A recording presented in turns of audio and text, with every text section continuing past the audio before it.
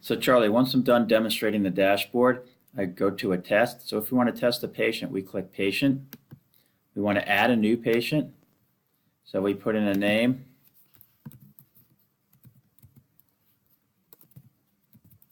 Middle initial.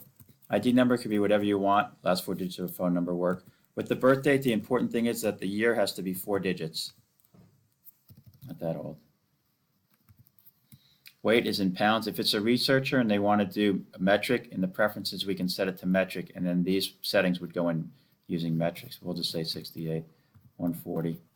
Okay, the gender.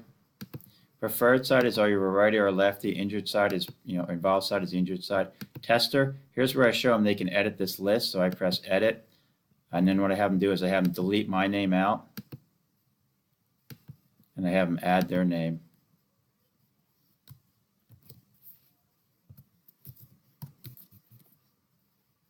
Click OK.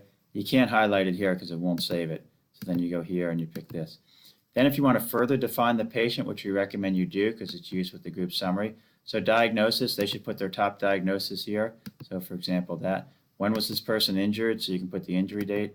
When was their surgery? Or what was their surgery? And when was it done? Who's the doctor? Again, they should edit this list.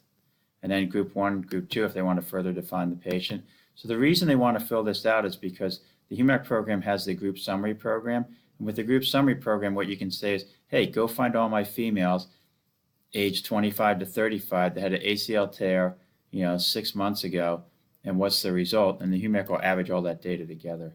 So click OK. Once a patient is saved, all these become active. If I want to do a test, and I do, I press test. If I want to do a knee extension flexion test, I do knee extension flexion. If I need to find a protocol, I can go down here. Here's all my protocols. We'll say this one. If I want to edit this one on the fly, and I do, I press edit. Maybe cancel, not that. Maybe I don't want to do this test, so I'll press delete. Then I'll change the name. I'll say, well, actually, it's a 1-speed test, not a 2-speed test. And I'll get rid of the 180.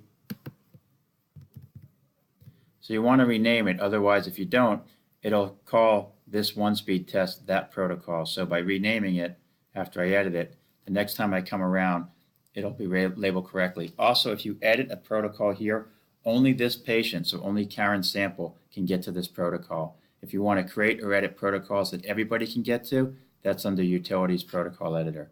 I click OK. I can test in any order you like. Most people do the uninvolved side low speed test first. We'll pick left side, sample set. How do I set up my Cybex? So number 1, my stops, black G, which is white, green M. What attachments do I use? Number 2, there's my knee hip attachment. There's my contralateral attachment, not found on the Biodex. Then I put my patient in the machine. Support input adapter if I want. It puts the adapter in sticky mode. It makes it a little easier to handle, especially if you're doing shoulder extension flexion. How do I set up my machine? The most important thing, the chair rotation is a black 40, the back angle 85. Back translation is the little wheel, so you have the person sit up straight, rotate the wheel. Dynamometer tilt is 0. Dynamometer rotation is a black 40 and the height is 8. Those are the 2 most important settings there. Once that's set, I need to bring the patient to the machine. I open up the fore-aft position. That's the little lever under the seat. I step here. I grab here. I slide the patient forward. Once the joint is aligned, I snap down the Y translation, and then I'm ready to rock. The anatomical 0, if the person can reach 0, I might put their leg at full extension. If they can't, I put their leg at 90. I put 90 here. I press OK. Then I need to set a range of motion. 2 ways to do it. I can use to put them in extension, click, flexion, click, or I can just do track patient ROM, where it measures the endpoints. Once I get what I like, I press set ROM. Then I have to set my mechanical stops, black I, green U, click OK. So this test has 4 warm-up repetitions, and then it's got, 5 reps for the test. These don't do anything.